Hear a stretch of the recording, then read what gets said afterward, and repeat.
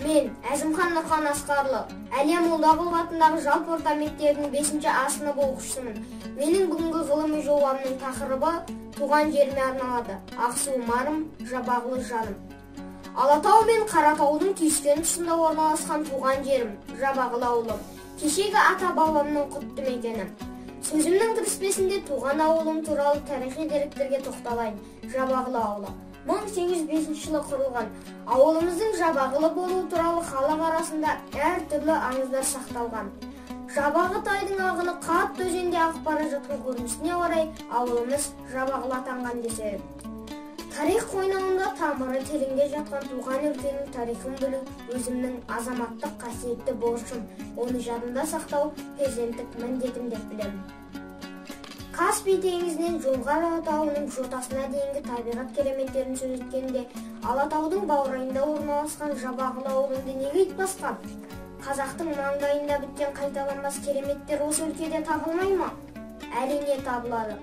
Туған ауылым, Жабағылым, Түлкібастың жерұйығы десем де қателеспеймін. Ауылымыздың табиғатын, байлығын қорғау, сақтау мақсатында құрылған Ақсу-Жабағылы мемлекеттік қорығы соған дәлел. Ақсу-Жабағылы мемлекеттік қорығы еліміздегі ең алғашқы құрылған қорық. Қорықтың жалпы аумағы 85.754 гектарды құрайды. Елімізде сирек кездесетін, жоғалып бара жатқан жануарлар мен өсімдіктердің бай қазынасы. Ал келесі қорығымыздың кереметтеріне жекелей тоқталып өтер болсақ, қорығымызда табиғи ескерткіштер, үңгірлер, тасқа қашалып салынған суреттер бар. Табиғаты көз сүріндері бірнеше сүрлеу бар. Әр сүрлеу өз кереметтілігімен ерекшеленеді. Солардың бірі Қасқабұлақ шыңы. Қасқабұлақ шыңында 2000-нан астам тасқа қашалып салынған суреттер бар. Жартастарда маралдар, таутекелер, аңдар мен құстардың, түйелер мен аңшының суреттері бейнеленіп қашалған. Бұл суреттер әлемдегі ең жоғарғы табиғат галереясы іспетті. Ал келесі үлкен Қайыңды аңғарының Қызөлген көлінің табиғат кереметтілігінде жатыр. Өз сүйгеніне қосылмаған бойжеткен осы суға құлап мерт болған деседі. Көлдің сыртқы бейнесі қызға ұқсайды. Жерден 60 метр биіктікте орналасқан жерде шатқал бар. Шатқалдың сол жақ беткейінде бірнеше тоғызмалақ тақта тасы бар. Бұл ежелгі ата-бабамыздың тоғызмалақ ойынын қызға ойнағанын білдіреді. Ал келесі қорығымыздың ең басты кереметтерінің бірі грек Кауфман қызғалдақтары. Жылына бір-ақ рет, небәрі 10-15 күн ғана гүлдейтін бұл қызғалдақтар көктем келіп, тіршілік жаңарған тұста бүкіл алқапты қызыл кілемге орандырады. Ал келесі кіші Қайыңды аңғарының ерекшелігінде жатыр.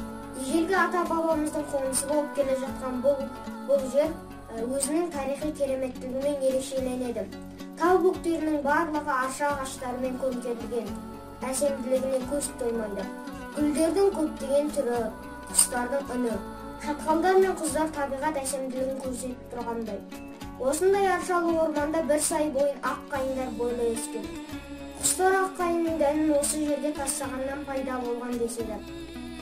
Сарқырап аққан судың астында көк құс ұя салады. Сарқырамадан көк құстың ұшып шыққанын көп адам көре білмейді. Ілеуде бірі көре қалса, ол жанды бақытты етеді деген діни сенім бар.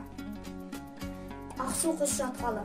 Ақсу құс шатқалының сыртында ыстық жел болса, ішінде салқын, таза ауа, жел тұрмайды. Ауа райы Испанияға ұқсас болады. Сондықтан да айтады екен, Ақсуда өмір сүрсең қартаймайсың деп.